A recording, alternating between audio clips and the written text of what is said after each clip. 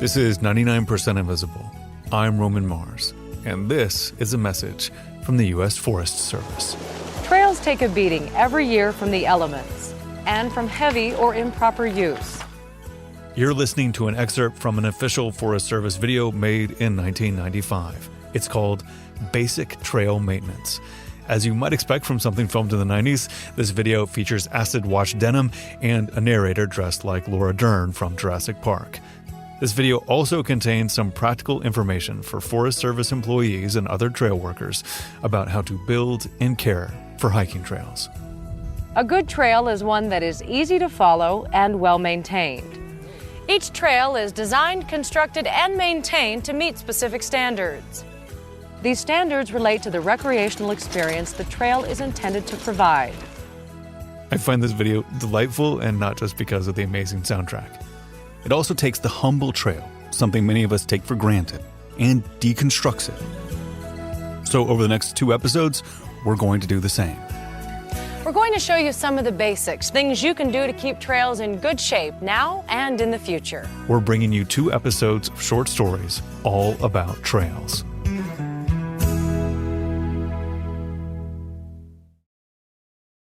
I first read Robert Moore's book On Trails when it came out back in 2017, and I was immediately pulled in, not just by the writing, which is lovely, by the way, but also by Robert's attention to detail.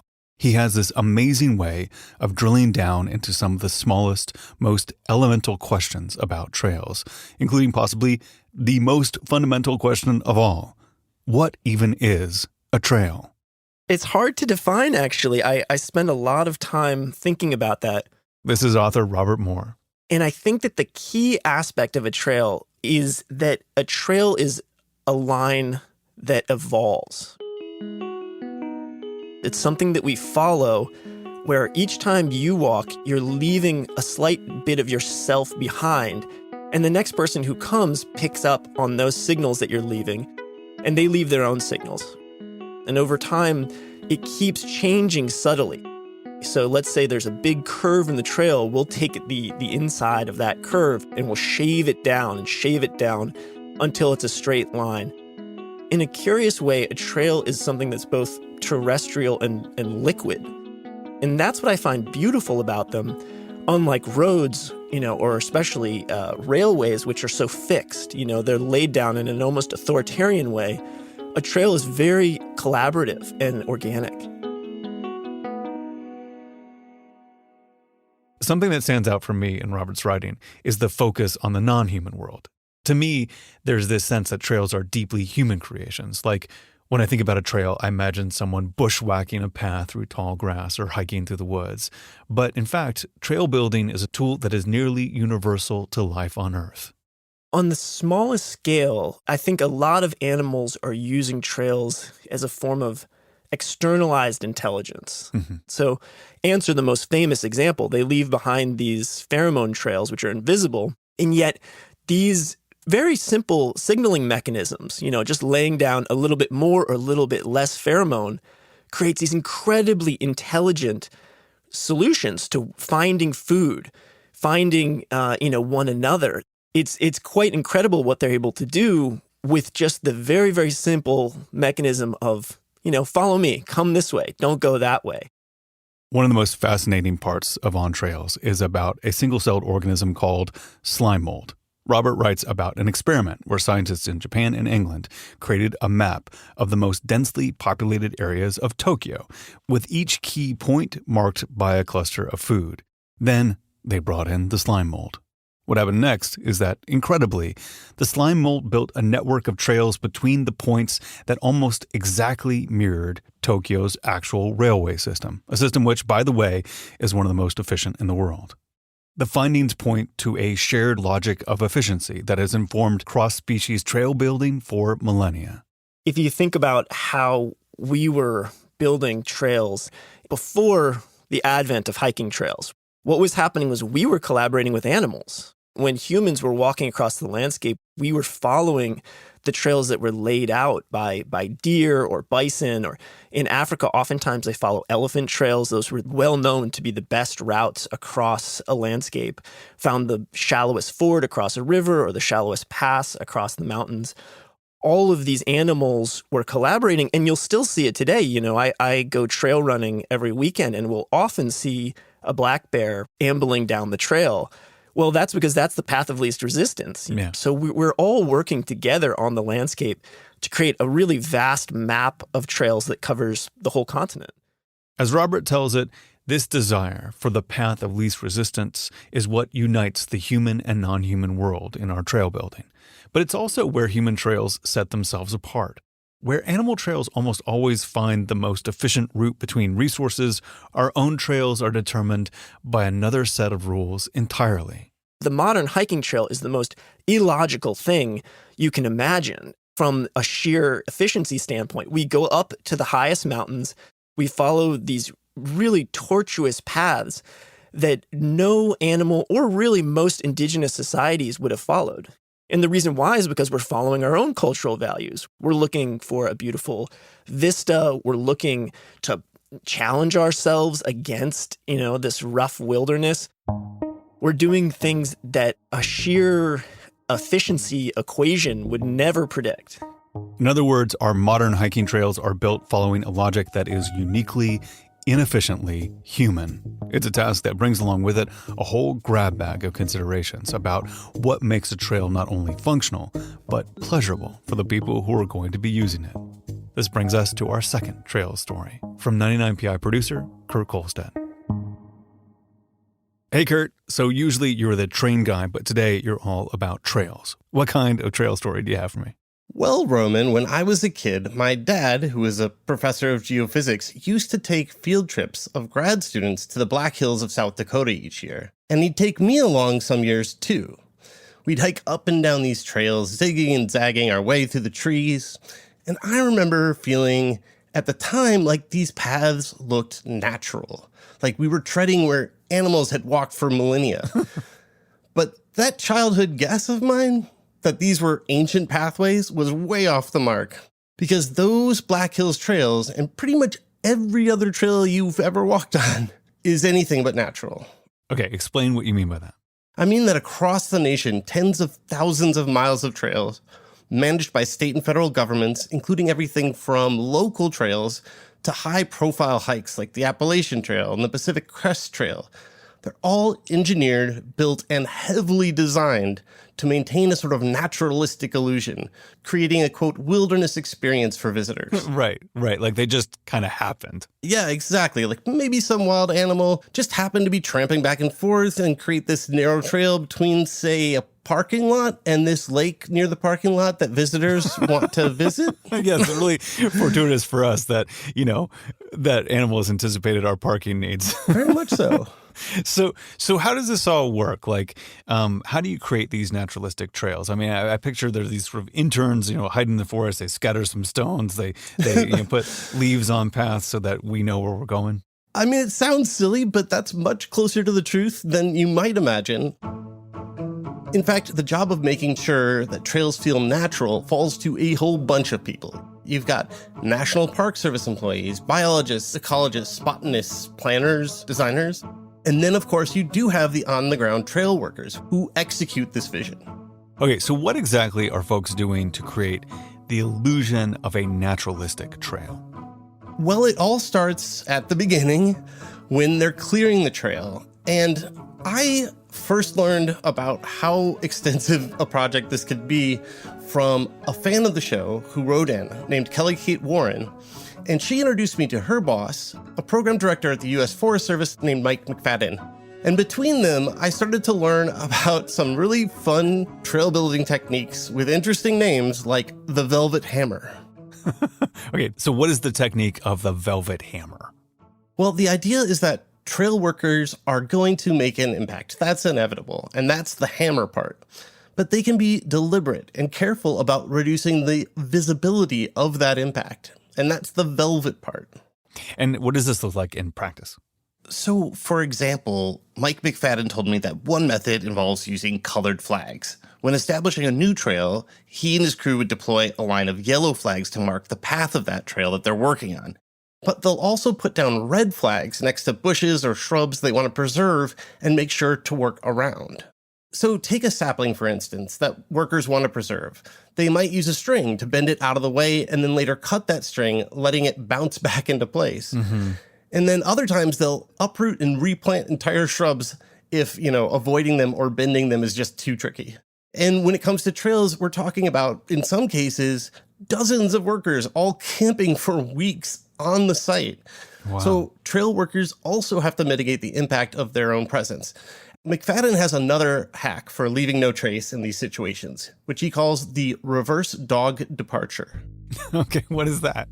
So when a dog is going to lay down, they often circle the spot, looking and sniffing around before curling up. This is like that, but in reverse. Crews are supposed to circle their campsite as they pack up and leave, making sure no wrappers or other artifacts are left behind. And they take this pretty far. The final step, as he explained it to me, was that you get up and the place where you're sitting, you basically kick dirt over your own butt print so that even that becomes invisible in your wake. So I'm starting to get an idea of the scope and scale here, which I don't think I really fully pictured, even if I had, grown to accept that these trails were not natural and took some effort to make. I had no idea how much they were disturbing to create them and then how much they had to remediate after the fact. Yeah, it's really remarkable. And McFadden gave me the example of a 2-foot wide trail requiring up to a 20-foot wide impact corridor, which is a lot to mitigate. Yeah. And so keeping existing features helps maintain the illusion of this thing being older and not being, clear cut. And other little detail work helps too, like turning over rocks so that they're weathered side face up, or moving fallen logs near the pathways, that kind of thing. I mean, how common is it for, a trail to get this kind of no stone unturned treatment? Well, as you might imagine, it's the most heavily used trails that get the treatment like this, right? The smaller trails get less because, the bigger the trail, the more popular the trail is, the more this kind of effort is required to go in and offset all of that impact being made by all of those hikers and to keep that trail feeling much more untouched by humans than it really is. We have talked about this. Like, I know that wilderness isn't natural as such. It's a, kind of human construct. But still, this level of staging, like 20 feet wide swath to create a 2-foot wide trail. I mean, that means you're hiding 90% of your impact on the forest when you make a trail. Yeah, it's super impressive. And the whole endeavor reminds me a lot of theatrical set design. The careful staging of this backdrop, all for the benefit of an audience. And this audience doesn't end up seeing most of the behind the scenes work that goes into the show. If they're doing the job right, these creators effectively erase signs of their own creative efforts to maintain this illusion for you. But, feeling natural is only like one aspect of a trail. I mean, fundamentally, what you need to have a trail work is for the trail to bring you from point A to point B. Yeah. Yeah, there's that too. How do they make that work? A lot of trail design actually goes into subtly communicating how to get from point A to point B and also how not to get to point C. So part of what it means for a trail to work is that it diverts people away from hazards like precarious cliffs or places they're not supposed to go like private property, while also bringing hikers where they want to go to scenic overlooks and waterfalls, that sort of thing. Because if the trail doesn't take them to those, you can bet that people will trample through the forest and get there anyway. Yeah, totally. So the big picture is for a trail to be successful, it avoids the bad and dangerous places and also takes you to good places so that you can take pictures for Instagram and that sort of thing. So yeah, avoid the bad, take you to the good, and do it all with a set difficulty level that is specific to each trail. Huh. So that might involve steeper slopes, but it can sometimes even involve rolling rocks or logs onto a trail to keep up its difficulty quotient. Okay, so you're saying that if something has a known difficulty rating, they will purposely put hazards in the way to make that trail difficulty consistent. That's correct. And it really kind of blew my mind. This was like the last rabbit hole I fell down with this project. I was like, no way. It's just, you could spend a lifetime on this stuff. Yeah. Well, I'll remember that next time I'm like sweating and panting as I haul myself up a boulder because somebody did this to you. Somebody did this to me. It wasn't nature. It was just That's right. Somebody in the wilderness. This is awesome, Kurt. Thank you so much. I'm going to have so much fun decoding and sort of like looking for the visual language of trails next time I walk on them. Awesome.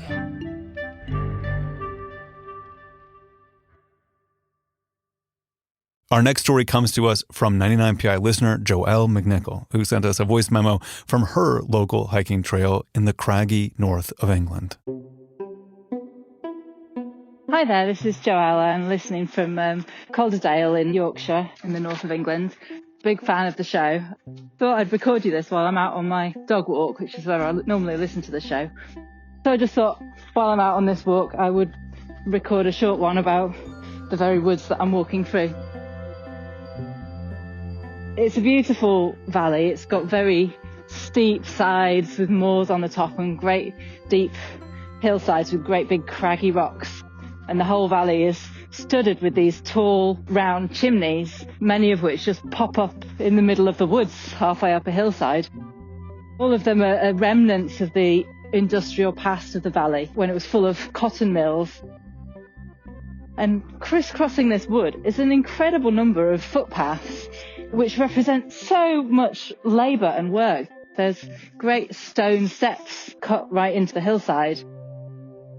And it just seems kind of senseless because there's so many of these paths really close together. Like there's one point where 6 paths meet in one place, like a sort of junction, like a sort of, great big motorway junction of footpaths in the middle of the woods.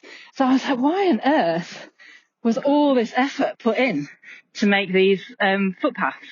And I've since found out, and it's a really interesting story. So in 1862, most of the mill workers were refusing to work. They were refusing to work in the factories because they didn't want to use the cotton that was being imported from the slave plantations in America. There was huge support for the abolition of slavery in this area. There were a lot of cooperative businesses. There was a lot of Quakers. There was such a big industry here, such a big market for American cotton, that it helped contribute to the end of the Civil War. So you had this sort of, quite a long patch of time where the workers were refusing to work in the mills. And so some of the philanthropic employers found other things for those workers to do. And one of the things that they did was to employ them to build all of these paths. And so, there's a sort of surprising history of these crazy paths in my woods. Anyway, it just struck me as a 99PI type of mini story, and I thought I would record it for you as I walk, and hope you found it interesting. All right, bye, thank you.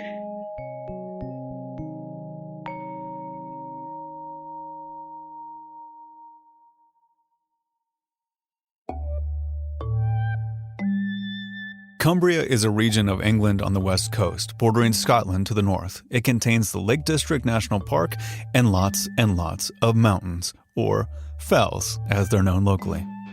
It's also where I grew up before I moved to Toronto. That's reporter Jay Coburn. On a shelf at my parents' house in Cumbria are these 7 faded books. Honestly, they look a bit like something out of Lord of the Rings. If you open them up, you won't find any typesetting.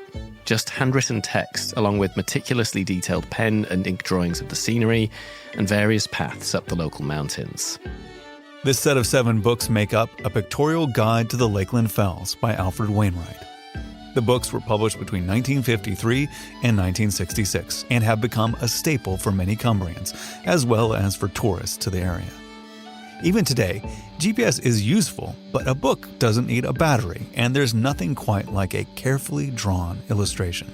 These books have become so popular that the 214 Lake District peaks in their pages are actually known as Wainwrights. Wainwright ale is served in pubs, including one in the tourist town Keswick. The pub is called, you guessed it, the Wainwright. For decades now, hikers in the Lake District have been finding their way through the fells of Cumbria mainly by following one grumpy old dude's writings up a hill. When we talk about England being a little green island, it really is Yeah. much greener than most places. Oh, God, yeah. Land of mists and mellow fruitfulness. This is a different, less grumpy old dude, Russ Coburn, a.k.a. my dad. All my Wainwright knowledge is from him. There are very few signposts once you're up the fells.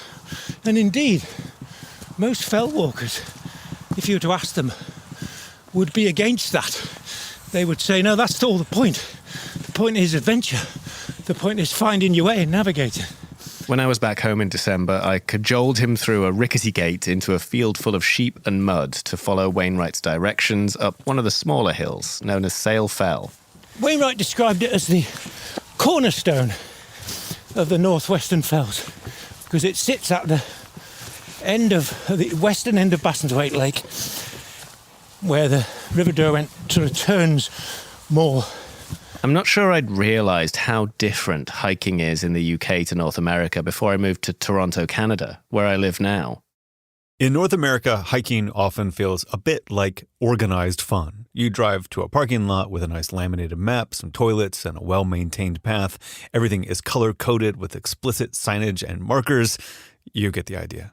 But back home in Cumbria, you pick a fell from a Wainwright guide, and you get some scrappy directions to a muddy path behind a barn, winding its way through bracken and farmland, and you hike the way Wainwright hiked, with no trailheads, just some chicken scratch in an old book. If I open up Book 6, The Northwestern Fells, and turn to Sale Fell, there are no page numbers by the way, there are sketches of the Withup Valley, with sheep silhouetted in the foreground. Here's a passage about the local deer, which praises the Forestry Commission for tolerating them, and a little jab at the hunters who don't. And here's a drawing of the ruins of a church to use as a landmark for directions. They give you pictures, and it helps you to set in your mind the sort of topography of where you're going. And, you know, you'll be walking up and think, oh, yeah, he said there's this tree here, or there's this waterfall here. And it sort of brings it all into sort of context, because they are very, very detailed. These books are printed on rugged paper with wide margins so you can scribble notes. They're designed to be taken hiking up muddy hills in Cumbrian weather. People come to the Lake District and complain that it was cloudy and it rained. But it rather points out the fact that that's why it's called the Lake District, because it rains. The Wainwright guides are the way they are in every way because of who Alfred Wainwright was. The way he wrote was typical of his personality, solitary and curmudgeonly. His writing is blunt, often opinionated, but very appreciative of the fell's stark beauty. Let me read you what he wrote about another peak called Ling Fell. Gloomy and sulky, even on the sunniest of days. Its lack of visual appeal, however, belies its nature, for the easy slopes and commodious top are extremely pleasant to wander upon. As you might expect from someone who spent his life wandering hills alone, he was more than a bit introverted. He described himself as antisocial and that he'd rather be alone. He wouldn't even say hello to other solo walkers on the fells. Right now you're probably picturing a gray-haired man with a flat cap, a pipe, glasses, and mutton chops. This is entirely accurate. His obsession with the Lake District began when he was 23 and he saved up £5 to go walking for a week, as he says here on the long-running BBC radio show, Desert Island Discs. I just couldn't believe that such beauty could exist. It made a whole world of difference to me. That did change my life. I decided then that this is a place I wanted to live. By all accounts, he was an unusual man. He preferred silence to music, and he survived on a diet almost entirely made up of fish and chips. He hated the idea of travelling abroad and never once boarded a plane or boat. I had no ambition to travel abroad. I couldn't face the customs and the new currency and the foreign language and the foreign food and the passport. Wainwright didn't even want to publish his work at first. And when he did, he got a friend to help because he couldn't face finding a publisher himself. Despite all that, he hand-wrote and illustrated 7 intricate volumes in 13 years. Wainwright was not someone who enjoyed the fame he found. He had moved to Kendal in the South Lakes and got a job at the town hall. He got a salary from that, but he wasn't rich, and all his book royalties went to animal charities. From there, Alfred Wainwright kept up his solitary hiking as millions of copies of his guides made their way into circulation, onto rural English shelves and into muddy backpacks, torn, worn, and rain-soaked in many fell walkers' jacket pockets. Despite his wish to remain solitary, you can still find Wainwright in his guides. When you read his books, the routes often start in the middle of a village or town, because that's where the bus stop or train station was. Wainwright took public transport everywhere. I suspect he also didn't like the idea of spoiling the peace and quiet with the roar of a car. Now there are even some hikers dedicated to doing all 214 fells how Wainwright did them, using only public transport. Collecting the peaks, or Wainwright bagging, is a common practice in Cumbria, and you can find Facebook groups and Instagram accounts where walkers document their progress.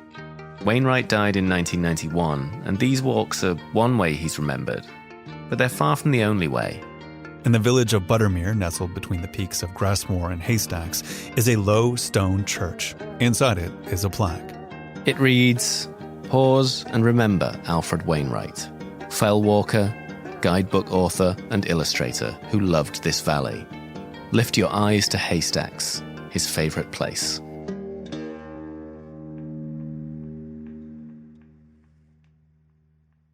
Our final trail story, at least for today, is after the break.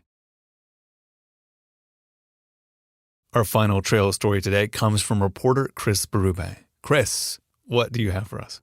Well, Roman, a couple years ago, I was visiting my grandma in Montreal, and that's where my hiking story comes in. So is Grandma a big hiker? She's 92 years old, so no, it's not about her. She's very active for a 92-year-old, but this is a story about me attempting to hike. Okay. So I'm not much of a hiker, but I was hoping to get into it, and I had this free morning in Montreal, so I decided to hike up Mount Royal. So Mount Royal, it's this mountain in the middle of the city. It has this summit with a beautiful view. It kind of oversees everything. And there's also a park in the mountain that was designed by Frederick Law Olmsted. Yes, the designer of Central Park, yeah. The designer of Central Park, that's right. I highly recommend it if you're ever in Montreal. Check it out. And I had done this walk up Mount Royal actually a lot of times when I was a kid. So there was some nostalgia for me, but I couldn't really remember how to get onto the trail. So I type in Mount Royal Summit on my phone, and my phone directs me to this entrance. And at the entrance, there's this big wooden staircase. And that was kind of surprising. Like, I had no memory of this big wooden staircase. So it's a mystery staircase. It is a true mystery staircase. So I start climbing up. Okay. I'm like, okay, probably the staircase will drop me off at the trail at some point. So I'm going up a flight of stairs, and there's a landing. And then you go up another flight of stairs, and there's another landing. And then another flight of stairs, and there's another landing. And after a couple of minutes, I'm starting to wonder if there's ever going to be a way off the staircase, because so far there hasn't been an exit. Oh, no. And there's no sign suggesting that you're going to get off it at some point. So after about 5 minutes, I like to think I'm in pretty good shape, but I'm not used to climbing that many stairs. Sure. I'm starting to sweat a little. It's a really hot day, and I'm just climbing and climbing. And at some point, I decide, okay, maybe I should just start recording myself, for my loved ones, I guess, if I never get off the staircase. I'm about 10 minutes into the walk, and I see no end in sight. So, Roman, at some point, I'm starting to wonder if I'm ever going to get off this staircase. Yeah, that's fair. Well, I assume you made it off at some point. No, I'm calling you from the staircase. I've been recording there for the past several years. No, I kept going. I get up to the top of the staircase, and at this point, I'm sweating, and I'm wondering, what happened? So I take out my phone, and I pull up a map of Mount Royal, and everything becomes clear really quickly, because on the map, on one side, there's this nice, gentle-looking trail, the Olmsted Trail. That's the one that I remember from being a kid. But instead, I went the other way, and it took me up this staircase, which is evidently what I ended up taking. Now, I could have avoided this if I had spent more than 10 seconds looking at my phone and just going, okay, I'll go this way. So I'm embarrassed, but the phone did tell me to go that way. And do you know why your phone sent you up this sort of second route? Well, the trail takes quite a while. It takes over an hour. And the staircase, it takes about 20 minutes from the street. Right. So my guess is my phone looked at these options and it was like, okay, this is the fastest way up. So it just sent me the fast way up. Now, look, ultimately, this was not a bad thing for me. I got some exercise, things turned out fine, but I'm not the only person who has made this mistake of relying on my phone when I was hiking, and it's actually been a much bigger problem for other people. There's been a number of stories of people using Google Maps specifically, or folks that are using apps that are more geared, I would say, to car navigation. So this is Wesley Trimble, and he used to work as the creative director for the American Hiking Society. We hear stories all the time of like people saying, I want to go to the top of such and such mountain. And it just basically says, all right, like here's the point A to point B, which can put people into some great harm because the shortest route is almost never the best route. So that's how you end up with something like taking a never-ending staircase, or there's so many cases that are just so much worse. So there was a story from a couple of years ago in Scotland where Google Maps was creating this path for hikers on Ben Nevis. That's this 4,500-foot mountain. Yeah. And it was creating this path that it went off trail. It was telling hikers to climb over this kind of very steep, rocky terrain. And Mountaineering Scotland had to get involved. And they called the trail potentially fatal, so Google ended up changing it. There's just so many stories of hikers getting lost or taking these weird routes because the mapping software is telling them where to go. So if you're hiking, especially if you're in a new place, using the built-in map on your phone is probably not a good idea because they're just not designed for that. So what should people do instead? Well, there are all these mapping apps that you can download that are actually designed for hiking. So maybe you've heard of AllTrails. That's the most popular version of that. Yeah. But Wesley told me there are problems with some of those apps as well. Some apps use user-generated data. In that case, the trail information is only as good as the person who put it there. One of the problems with crowdsourcing an app like this is that a lot of more experienced hikers will go on and they will often put in something called rogue trails. So these are animal trails or DIY trails or basically something that is not maintained by an official person. Yeah. So nobody's going in and making sure that these are safe. And either these are kind of dangerous for inexperienced hikers, or sometimes nature comes in and will disrupt trails like that. So is there any way to make sure that you have an accurate map when you're hiking? Well, the best thing to do, according to Wesley, according to the American Hiking Society, even if you're using one of those trail apps, have a backup. So get a paper map and a compass and learn how to use them. So on the official website for the American Hiking Society, it says in bold letters, take a map and a compass. Even on short day hikes, don't tempt fate. That's amazing. So have you taken to this? Like, do you bring a map and a compass with you when you go on your hikes around Montreal? Since the staircase incident? No, yes. I have not gone outdoors since then. So. You've learned your lesson. I've learned my lesson. I mean, this is a situation where I want to get into hiking, but Roman, I think I'm old enough now I have to accept who I am, which is somebody who stays home and makes podcasts. That sounds good. To the benefit of us all. Well, thank you so much, Chris. I appreciate it. Thanks, Roman.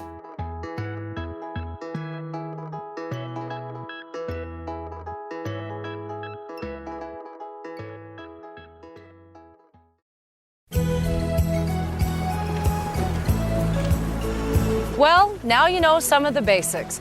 Once you actually construct or maintain a trail, you will never look at one the same way again. This is the end of part 1 of our trail special. Part 2 is coming next week. See you then. 99% Invisible was produced this week by Chris Berube, Jay Coburn, Vivian Leigh, Kurt Kolstad, Lajma Dawn, and Kelly Prime. Edited by Kelly Prime. Music by our director of sound, Swan Real. Sound mixed by Martin Gonzalez. Fact-checking by Sona Avakian. Delaney Hall is our senior editor. Our intern is Anna Castanero. The rest of the team includes Jason DeLeon, Emmett Fitzgerald, Christopher Johnson, Jacob Maldonado Medina, Joe Rosenberg, and me, Roman Mars. The 99% Invisible logo was created by Stefan Lawrence. We are part of the Stitcher and SiriusXM podcast family, now headquartered 6 blocks north in the Pandora building in beautiful, uptown, Oakland, California. You can find the show and join discussions about the show on Facebook. You can tweet at me at Roman Mars and the show at 99pi.org. We're on Instagram, Reddit, and TikTok too. You can find links to other Stitcher shows I love, as well as every past episode of 99pi at 99pi.org.